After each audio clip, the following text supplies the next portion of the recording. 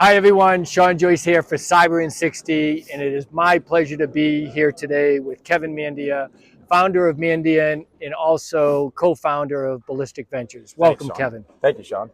All right, so Kevin, talk to us about what's top of mind for you today in cyber. Yeah, so cybersecurity has never been important right now, Sean. And what's exciting to me about it is we just spent like 2 days with CISOs, and this is their moment. So you have the importance of cybersecurity.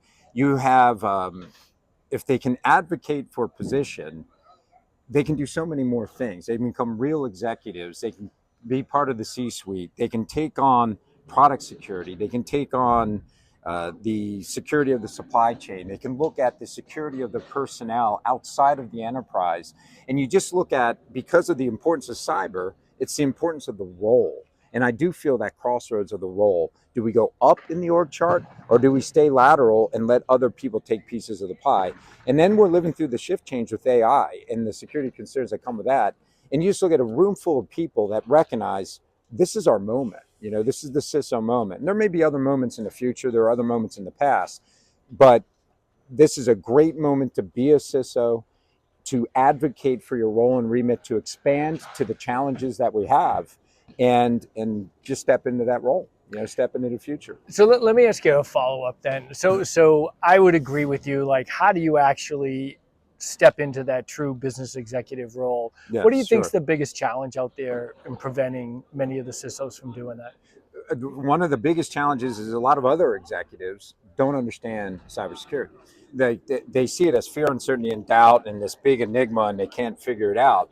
They understand, if you look at the boards, they understand governance and finances and audit, but they don't understand necessarily the cybersecurity risks. And so it's still new. The CFO has been around for 100 years. The CISO has been around for 15 to 20. And so we have a newness to it. And the other challenge is CISOs have to influence indirectly. Like, they don't have in their direct control all the resources they need to secure an organization. But I know when I was a CEO and I had CISOs work for me, I trusted that security mindset. As cybersecurity got more important, I wanted to go to the people that did not underestimate the threat, that understood some of the risks and perils of working where crime can be committed from 10,000 miles away. And that security mindset bodes very well for a CISO who wants to have that broader role and remit. What's missing to some extent is all CISOs come up to be CISO through different paths, whether it's poli science or computer science like yourself. Like, there's so many ways you can get there, but how do you get the executive skill sets?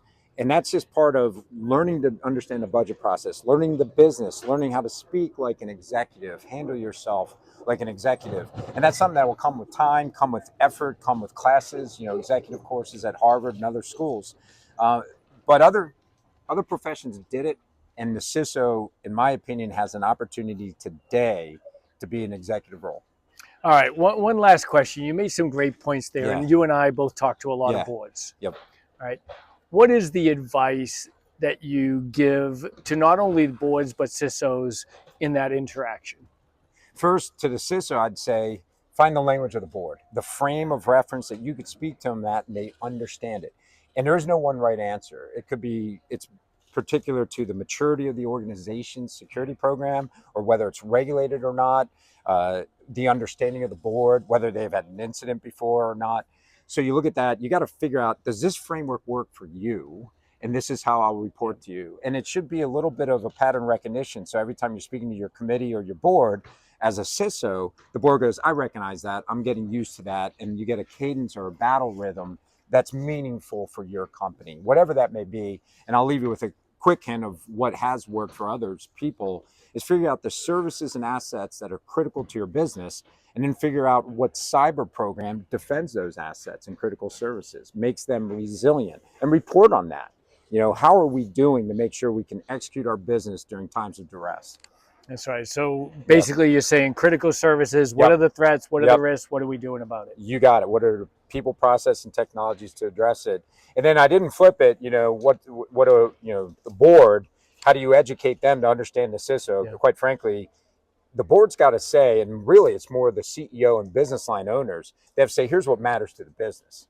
These are That's the right. critical services. These are the critical assets. Because I think it's the management that sets the risk profile of an organization, and just the board's got to make sure you meet up to That this. two-way You got the communication. governance of it. So All right, great insights and great advice, Kevin. Thanks for being with us. That was a long minute, Sean.